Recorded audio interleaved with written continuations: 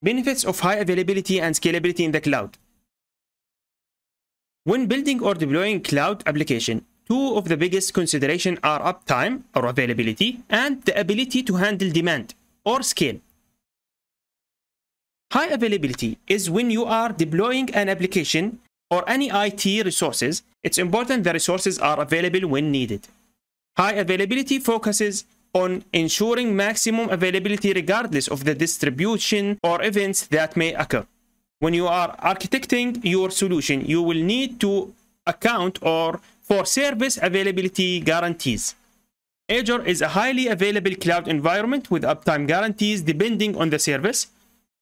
These guarantees are part of the Service Level Agreement, SLAs. Scalability.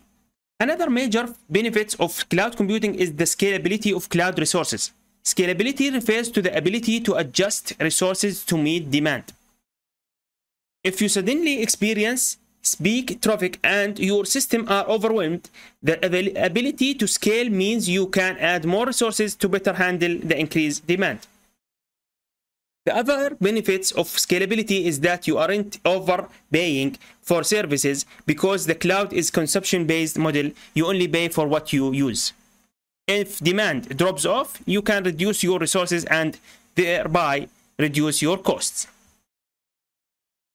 Scaling generally comes in two variants, vertical and horizontal.